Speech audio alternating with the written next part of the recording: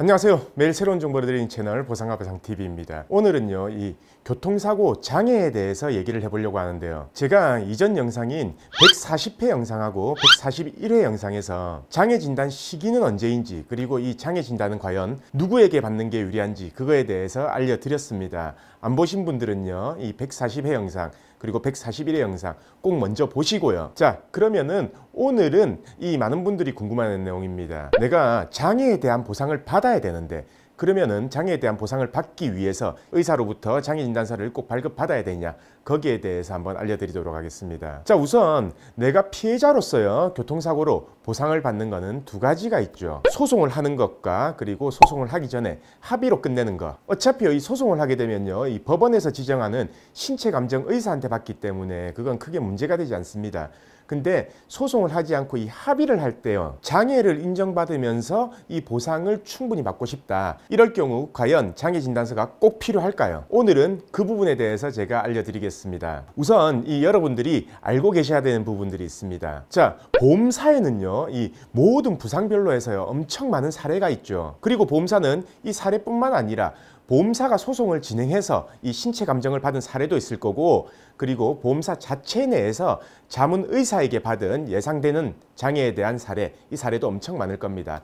하지만 반면에 우리 피해자들은 이런 사례에 대해서는 전혀 없죠. 그렇기 때문에 이 피해자들 혼자서 이 보험사를 상대하기가 엄청 까다로운 겁니다. 그래서 이 피해자들도 전문가인 이 변호사나 이 손해사정사를 선임하게 되는 거죠. 그래서 그들이 가진 이 사례를 충분히 활용해서 충분한 보상을 받고 싶어 하는 겁니다. 이때 유의할 점은요, 이 변호사나 아니면 손해사정사 선택할 때는요, 이 경험이 많은, 그리고 이 사례가 충분한 전문가를 꼭 선임하셔야 됩니다. 만약에요, 이렇게 사례가 많지 않거나 경험이 많지 않은 전문가를 선임하게 되면요, 오히려 혼자서 진행하는 것보다 안 좋은 결과가 발생할 수 있습니다. 그래서 그 점은 꼭 유의하신 상태에서 이 전문가를 선택하셔야 되고요. 자, 그러면은 이제 전문가를 선임했다. 그러면은 내가 선임한 전문가는 보험사와 어떻게 협의 단계를 거칠까요? 사실 그렇습니다. 이 손해사정사들은요, 보험사하고 이 협의할 권한 자체가 없습니다. 왜냐? 변호사법 위반 때문이죠. 그래서 이 손해사정사 같은 경우에는요, 충분한 장애에 대한 보상을 받으려면은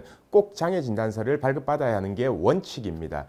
하지만 변호사는 다릅니다. 이 보험사와 협의할 수 있는 권한이 있기 때문에 변호사 사무실에서 보호한 사례 등을 통해서 보험사와 협의를 거친 다음에 굳이 6개월이 지나지 않더라도, 그리고 꼭 굳이 장애진단서를 발급받지 않더라도 예전 사례 또는 이 소송 결과를 가지고 보험사하고 협의를 할 수 있게 되는 겁니다. 그리고 이 협의 단계에서 만약 충분한 금액으로 협의가 안 된다면은 어쩔 수 없이 소송을 진행하게 되는 거죠. 그리고 만약 협의가 된다면 소송 없이 소송 전에 합의로 끝낼 수 있는 거고요. 결국 오늘 주제인 장애 보상을 받기 위해서 꼭 장애진단서가 필요하냐? 거기에 대한 답은요, 장애진단서가 없어도 사례를 근거로 이 손해배상액을 예상하고요, 그리고 충분히 예상되는 장애에 대한 협의가 된다면 굳이 장애진단서를 비용 굳이 들여가면서 이렇게 발급받을 필요는 없다는 겁니다. 그리고 만약에 소송을 진행할 거면 굳이 장애진단서를 받지 않고 바로 소송을 진행하고 신체 감정을 받아도 됩니다. 자, 이제 그러면은 합의 단계에서 이 장애진단서는 꼭 받아야 되는지 거기에 대한 궁금증은 풀리셨죠? 자, 그럼 내일은 제가 뭘 알려드릴 거냐면요, 이 부분도 많은 분들이 궁금해하고 있습니다. 나는 소송은 안 가고 그냥 합의로 끝내고 싶다, 소송을 절대 가고 싶은 마음이 없다. 그럼 손해사정사를 선임해야 되는 거 아니냐? 변호사를 선임하면 소송도 가야 되고 그리고 비용도 많이 들지 않냐? 이렇게 생각하시는 분들이 많을 겁니다. 하지만 그거는요, 잘못된 생각입니다. 그래서 내일은 제가 거기에 대해서 알려드리도록 하겠습니다. 오늘 방송은 여기까지 하고요, 내일 뵙겠습니다. 끝까지 시청해주신 구독자분들 감사드립니다.